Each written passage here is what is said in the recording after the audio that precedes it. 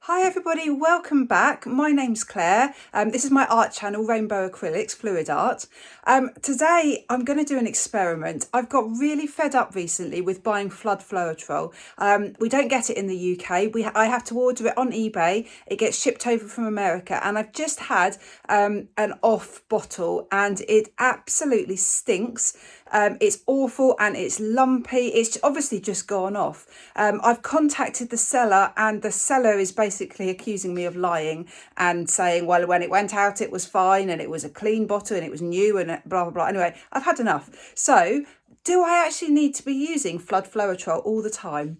I've been pouring now for a few years, so my technique has changed, the way I mix my paint has changed. So I want to actually go back to basics and experiment. So I'm going to do 4 identical pours with identical colours, identical consistencies, identical technique, but the difference will be the pouring medium. So I'm going to do 1 pour with Flood Floetrol as the pouring medium, 1 with Oatrol, which is I think the equivalent that you can get here in the UK, 1 with PVA glue and water pouring medium, and 1 without pouring medium, just mixed with water. It should, so I'm keeping everything as similar as I can, except for the pouring medium. So it should be quite a good comparison between the 4 products. Am I wasting my time and effort and money buying Flood Floetrol? So I'm going to find out. Let me show you the products and the paints I'm going to use. So these are the mediums I'm using, and also the paint. So this one is probably really familiar to everyone, Flood Floetrol. A little tip, I learnt this recently. Or can I get that lid off?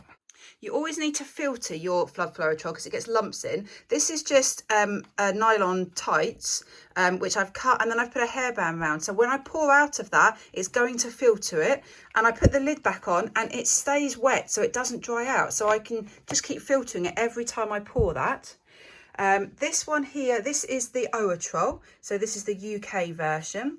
This is the PVA glue I use. I buy this from a trade store called Screwfix, and I mix that 2 parts PVA glue to 1 part water. And that makes my pouring medium. So they're the 3 mediums I'm using, and then obviously just water as the pouring as another medium, or something else to mix it with. These are the colours. I wanted to go for bright and bold, but I also wanted some iridescent because that's more likely to create cells. I wanted to mix the brands. So I've got Pebeo Studio Acrylics, I've got Amsterdam, and I've got De La Rowney, which is these 2. So I've got iridescent violet blue, the iridescent blue green, titanium white, phthalo turquoise, and deep violet. So they're all mixed up over here ready. Let me just show you the consistency. So I've mixed them to be about the same consistency. So Dutch pour consistency. So it's nice and runny and nice and fluid. And I will include here, I've written down all the ratios that I've used. So I'll include a picture of that here. So you can always pause the video if you want to take a note of exactly how I've mixed everything. In fact, I thought I'd actually just explain it. I might as well. So pouring medium. So this is 2 parts. Paint, 1 part until you get to the water, and then the water column. So for each of these, I added 60 grams of Flood Floetrol, 30 grams of paint, and then 3/4 of that, so 22-ish grams of water. The number in brackets is the iridescent part. So this is normal paint, and these are for iridescent paints. Because they're thicker, you have to add more water. So the Oatrol, again, was 60, 30, and this time 30 grams of water, or this was 45 grams of water for the iridescent colour. The PVA glue pouring medium, which is already mixed as a pouring medium with the water, again, it was 60, 30, and then this time it was 15 grams of water. And then using just water, it was 2 parts paint and 1 part water for the non-iridescents, but 2 and 2 for the iridescent paint. So that's what that table means. It's a bit approximate because I mixed exactly to this, but then I've had to tweak it slightly. So on some paints are thicker, some paints are thinner. So I've mixed them all, so they are all now the same consistency over there. So for this experiment, I'm using 30 by 30 centimetre canvases. So I've got 4 of them all ready. I'm going to do what I think is the easiest type of Dutch pour for the comparison purposes, and that is what I call an explosive Dutch pour, where I blow with my hairdryer out from the centre in all angles, because it's really repeatable. I'm going to lay the colours down in a spiral. So on all four, I've just traced on a very faint spiral shape. So I know exactly where to put the colours. So I'm just going to drizzle the colours on, and I'm going to try and do them always in the same order. I'm going to start, I think, just with the purple. I don't want loads of the purple. I want it more to be a hint of the purple. So if I put the purple maybe just on this spiral and then fill it in with all the other lovely colours. So it makes sense to me to do the Flood Floetrol version first, which is what I'm used to. So all these paints are the ones that are mixed with Flood Floetrol and water.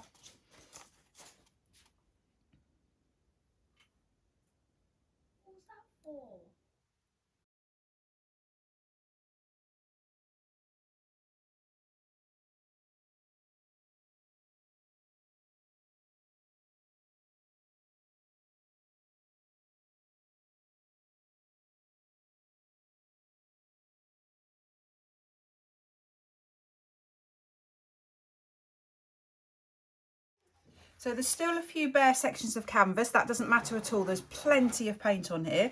So I'm literally just going to blow from the centre outwards, and all those bare bits will get totally covered. And then I will actually blow quite a bit off over the edge because there's quite a lot of paint on here.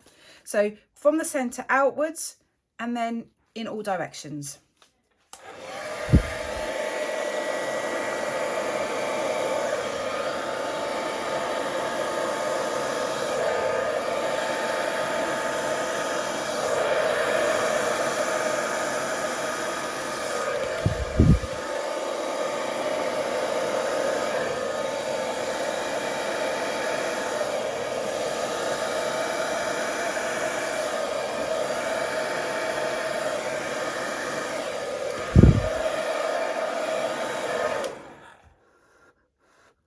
I just dipped my cable in there, unfortunately.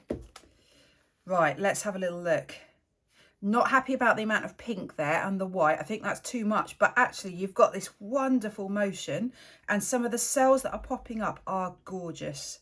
So this is very typical of Flood Floetrol. Well, my experience with Dutch pours, lots of cells, lots of lacing. The iridescent are popping up really beautifully there. Composition wise, I like it, but it's a bit too much there, I think. But doesn't matter. This is just for an experiment. So really pretty lacing. That white has just blown over the top of that turquoise to create gorgeous lacing. Really, really pretty. The purple, I'm so surprised. Purple can take over massively, and it hasn't. So I think I was really right just to keep it to that one thinner line of purple and not add any more. So number one done. Flood Floetrol done. So I'm now going to do the PVA glue and water pouring medium one. So I'm just going to try and do them exactly the same, as similar as possible.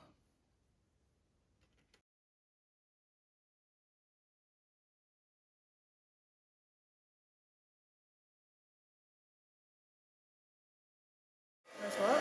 Where's the frog tank?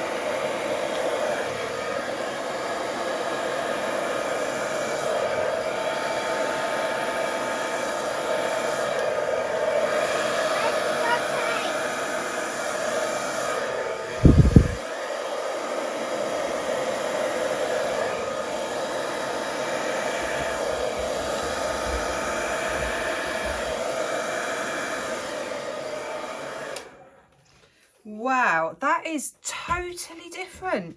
So there's a lot less cells straight away with from the PVA glue, but you've got this really beautiful kind of feathery effect.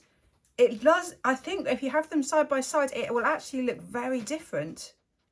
I did end up just torching the other one where the purple was underneath, just to try and get a bit of the purple to come through. So I'll just do the same with this one. So that's working, that's creating some cells, so the purple's just lifting to the surface a bit more with the heat.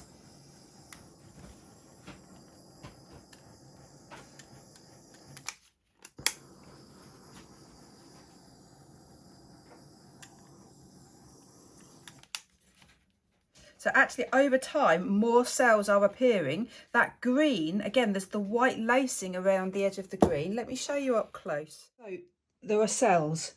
Actually, a lot more cells than I thought would be created with the PVA glue. I think the reason you're going to get cells is because of the interactions of the different paints, the different brands, the different sort of textures, the iridescent versus the non-iridescent. So this is why it's such a good comparison. The same colours. There's definitely less cells, but you've got these amazing dark turquoise cells popping through. And they're in the very centre. So I really, really like this one. It's got a real tie-dye look to it. Up next, I'm doing the Floetrol pour. So again, just exactly the same as before.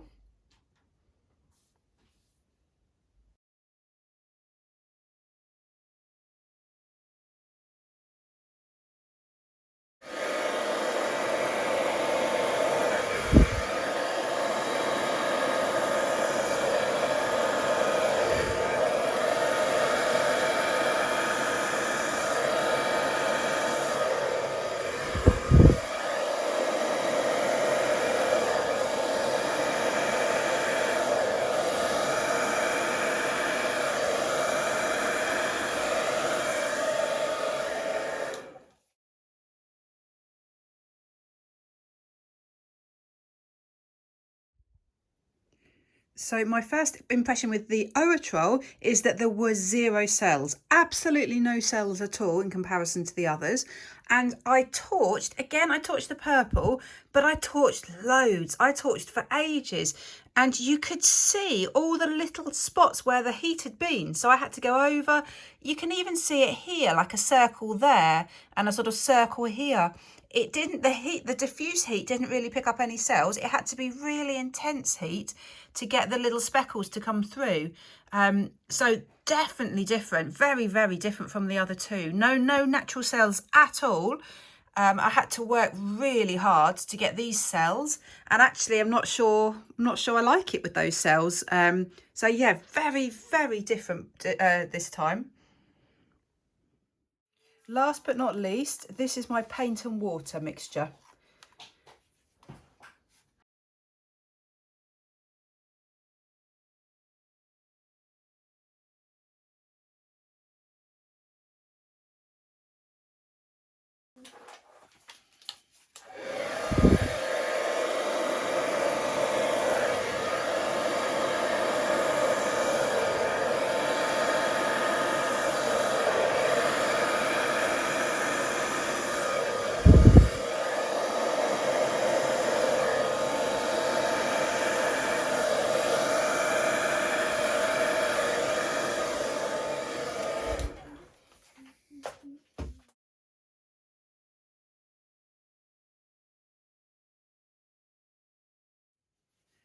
So this is totally different again. So not instantly any cells, but the cells are appearing. But look what you've got this time.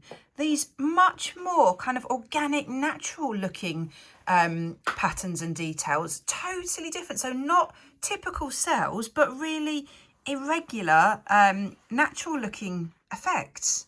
The torching didn't really make much difference. You can see these kind of waves of cells that appear from the torching, but not very much. Didn't really have much effect. Wow, look at those colours. Oh, it's so pretty. There you go. There's some natural cells, some rounder cells, but I would say that it's just they're a different type of cells. They just look, yeah, just more organic looking. Right, so that's all 4 done. So I will be back when they're all dry and we can compare them. So they're all now dry and really, really interesting results. So I'll go through them in the order that I poured them. So first of all, Flood Floetrol and water. And no surprise, it's not a surprise to me that I've got lots of cells. So those little turquoise cells there, I think are really typical of the cells I get with Flood Floetrol.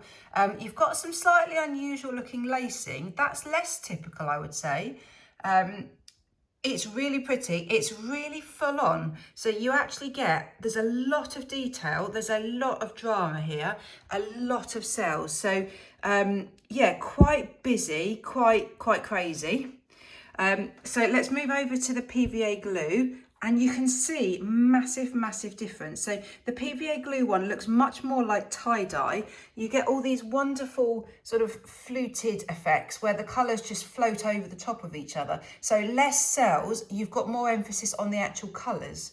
Having said that, look at the lacing. Quite amazed actually how much detail there is. There's quite a lot of lacing, not so much cells. I would say it's more lacing. There are cells down there, there are a few cells, there are a few cells in there, but it seems to be more lacing. And by lacing, I just simply mean that one colour, it looks like it's got a web over the top of another colour. So I think that's really is a bit separate from cells. So that's the PVA glue and water. And then moving along, next one, this is the Oatrol. Now, one thing just to mention, I've done a silly thing. You can still see the pen mark. I'm really surprised because the colours I used, I thought were more opaque colours. They obviously weren't, they're obviously transparent. So in hindsight, I should have done that really lightly in pencil or not at all, because you can see the spiral that I drew. It doesn't really matter, this is just an experiment, but I've realised, yeah, I must never do that for a really important painting. So the Oatrol, so there are the cells, if you remember, but that's just where I torched. So they're absolutely tiny and quite speckled. There's a few turquoise cells down there, but other than that, on a few little pink cells there maybe, but other than that, really, it's quite plain, apart from where I torched, and it's a bit speckled around there.